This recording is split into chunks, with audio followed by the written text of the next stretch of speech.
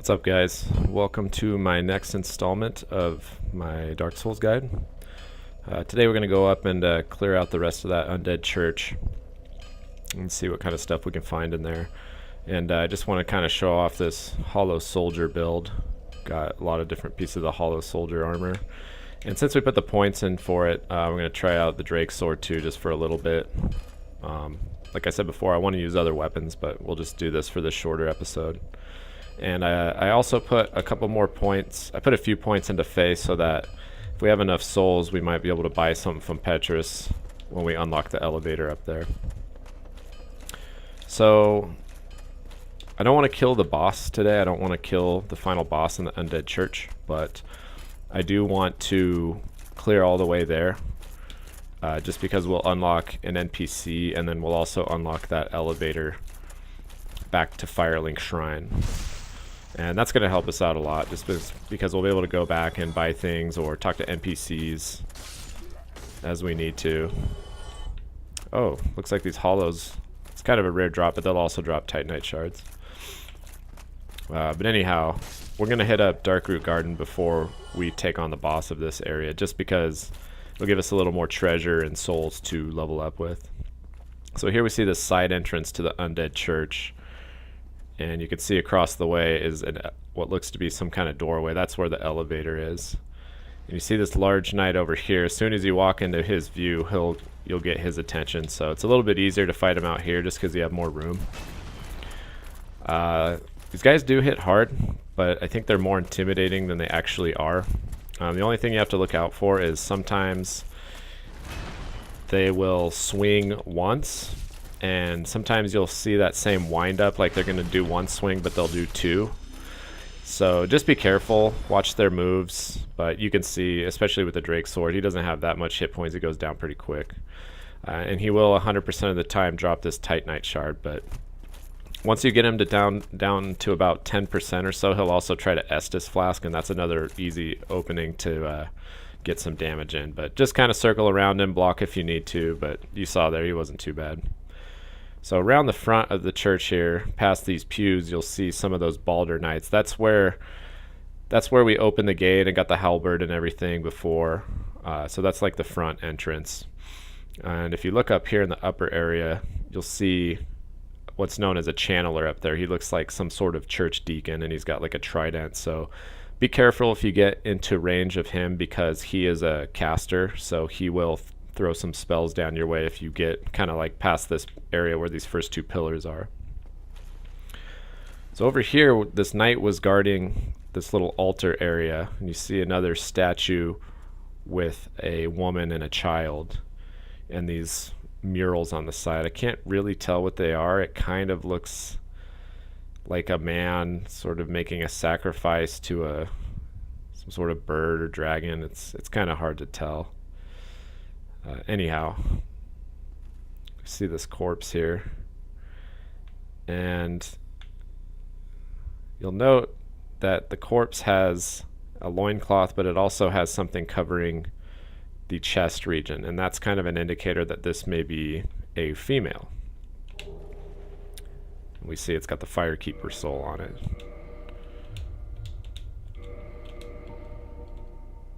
Boost power of Estus Flask. Soul of a long-lost Firekeeper. Each Firekeeper is a corporeal manifestation of her bonfire and a draw for the humanity which is offered to her. Her soul is gnawed by infinite humanity and can boost the power of precious Estus Flasks.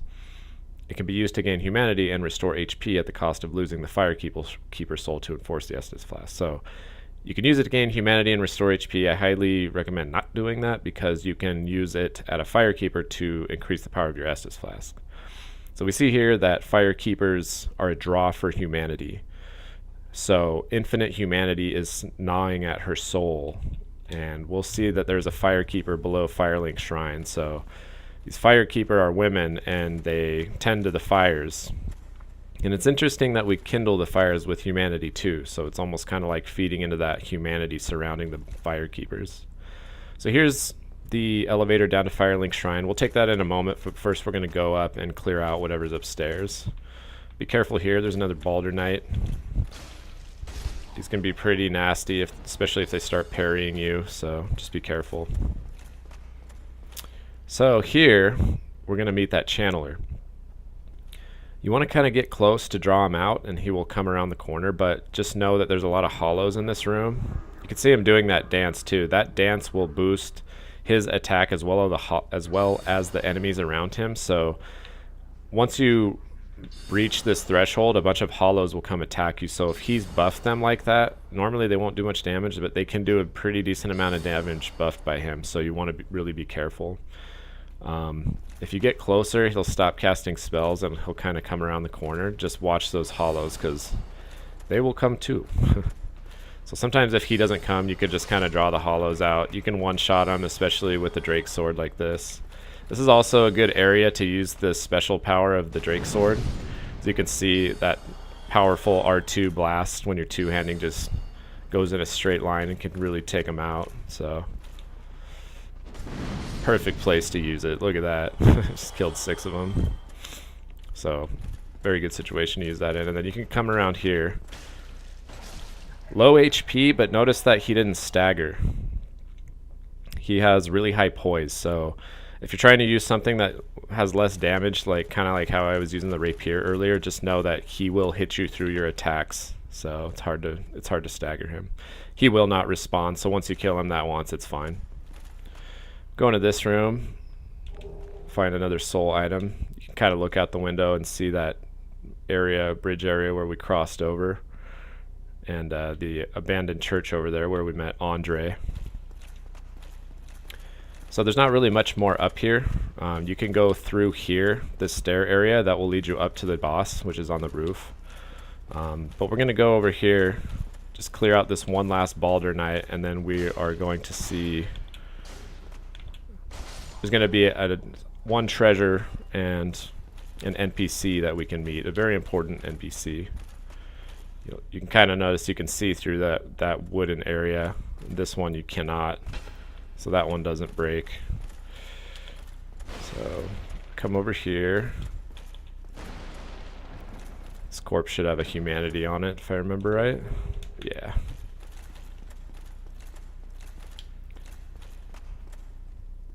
I kind of like this armor even though it's not the most efficient. Just like the way it looks. Like a true undead warrior. Alright, so we come up here. We see some guy in a cell. Let's talk to him. Oh, still human, are you? Then I am in luck. Could you help me? As you can see, I am stuck without recourse. Please, I have duties to fulfill, and I will reward you handsomely. Well, I am certain you stand to benefit. So you can unlock his cell using the mystery key that we found earlier below the Undead Parish.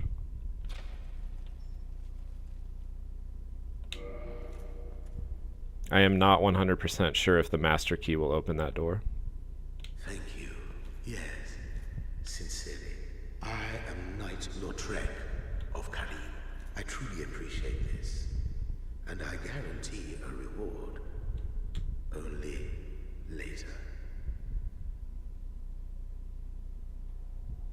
Yes, very sorry. Your reward will have to wait. I've just been freed. Allow me some time. I am free.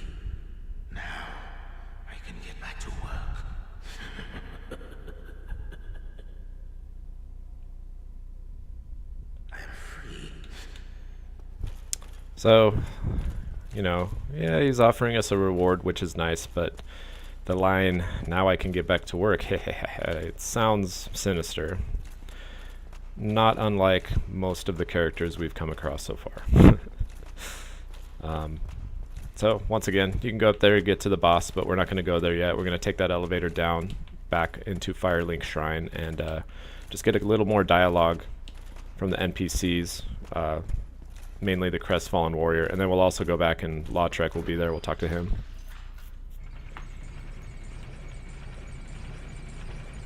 You'll notice about halfway down the elevator that there will be a large opening here. This is kind of your hint that this opens up to a kind of somewhat of a hidden area above Firelink Shrine. And we will check that out a little bit later to see what kind of treasure and other things we can find up there. I want to buy the healing miracle from Petrus, which is 4,000 souls. So I just need to use an item real quick before I buy that from him. Oh, hello. I will teach you miracles. A promise is a promise, after all. 4,000 souls. Kind of hefty, but this is pretty good. You can see there it says use is 5, so when we have that attuned, we will basically have 5 more healing besides the Estus we have, so this can be pretty good as far as survivability goes. Come again. The effectiveness of the teachings depend upon your faith. And I did just realize, yeah, I have no attunement slot, so I will need to put a couple points into attunement before I can use that. And I think I read the lore earlier. So let's just go talk to Crestfall and see if he has anything new to tell us. By the way, his name's Crestfallen Warrior because of a piece of dialogue he gives us later. He refers to himself as Crestfallen. Don't you ever think to forge your weapons? You'd better find a smith box soon, unless you enjoy swinging about with blunt instruments. It's kind of a unique piece of dialogue there. Basically just, if you haven't bought the smith box yet, he tells you, oh, you should buy one so you can repair your weapons. How did that silly sorcerer's apprentice end up? You know, the one always prattling on about Master Logan. He left for the Undead Burg, but never came back. Serves him right. If even old Big Hat can't make it out there, what chance does he have? I hope he enjoys his new life as a hollow. So here we learn about some sort of sorcerer's apprentice that was once at Firelink Shrine that went out to the Undead Burg to look for some guy named Master Logan, aka Old Big Hat. So we explored the Undead Burg pretty good so far and haven't found him, so we can only assume that he will be in the lower Undead Burg that we haven't explored yet. Hmm? What now? I'm not up for chatting. Leave me alone. Hmm? What now? Alright, so let's go down here. We didn't check out the Firekeeper earlier on, so I wanted to show that to you guys. And you can also see Lautrec there now. Right under here behind bars, you see this woman. No response. She cannot speak. And if you try to talk to her in the menu too, it also gives you the same. No response. She cannot speak. But she can reinforce our Estus flask using that Firekeeper soul that we found earlier. So I'm inclined to keep it just because each of the Firekeeper souls we find have a unique lore, but since I already read it, I can just go back and refer to the other videos, so I will use that to increase the Estus flask. And now you can see down there on our hotbar or whatever, the Estus flask reads +1, so that'll just restore a little bit more HP now. Really beneficial. Let's talk to Lautrec some more, see if we can't learn more about him. Ah, hello there. I have your reward. Please, accept it. Sunlight Medal. I am grateful to you for freeing me. Not enough for you? Well, let's not be greedy now.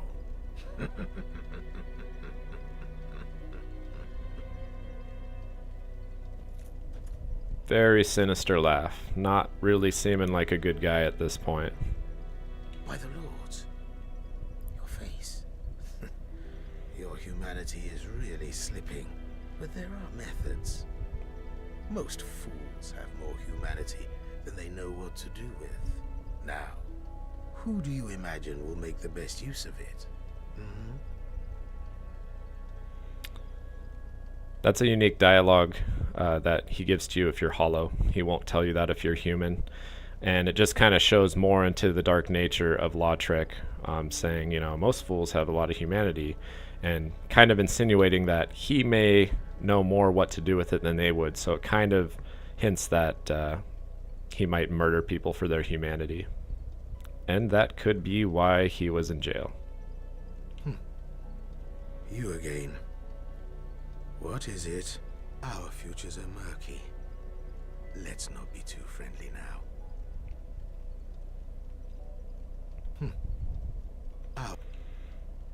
So you can kind of see there, he says, you know, our futures are murky, let's not be too friendly. Even shady people like Petrus are trying to be our friends, so Lautrec just does not seem like a good guy. Let's check out the sunlight medal he gave us. A badge of the ultimate honor. Maybe he's not such a bad guy. This faintly warm medal engraved with the symbol of the sun is the ultimate honor, awarded to those who summon the warrior of sunlight and complete a goal.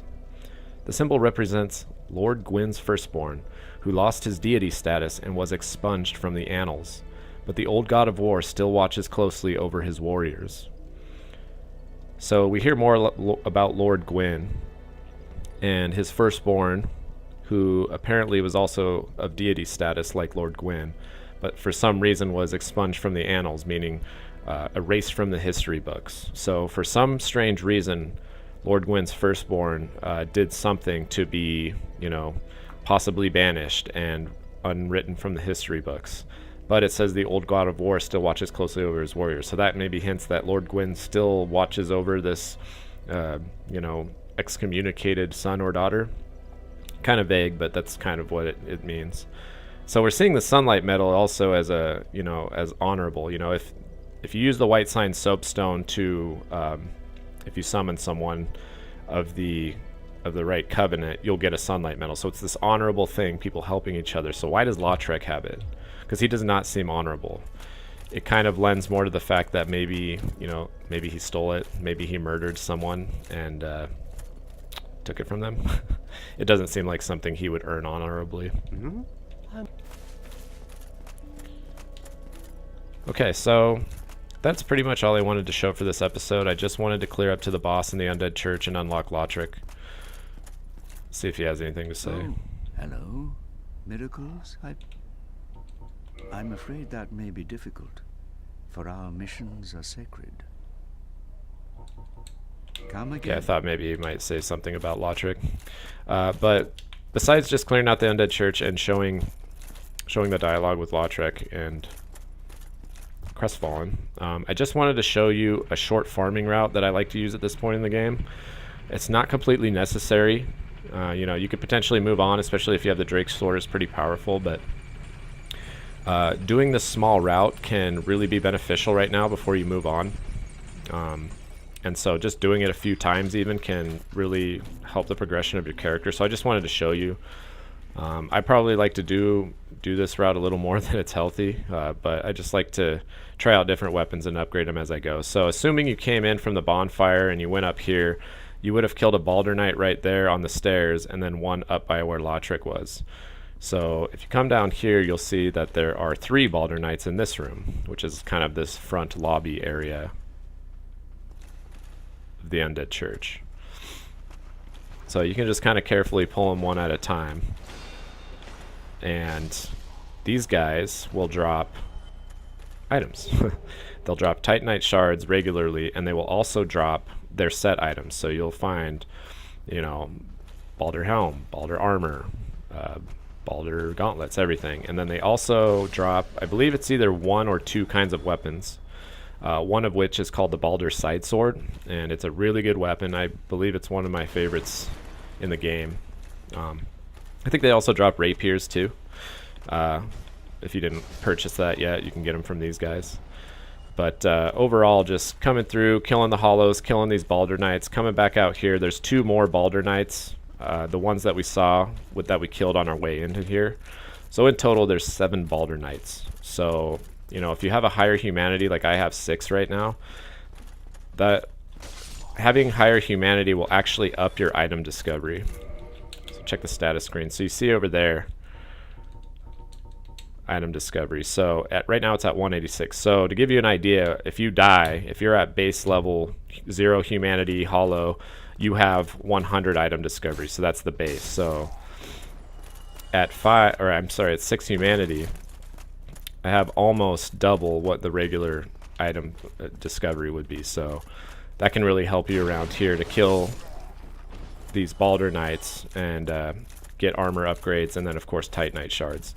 To take a weapon from base level to +5, which is the maximum we can go right now, it takes 9 Titanite shards.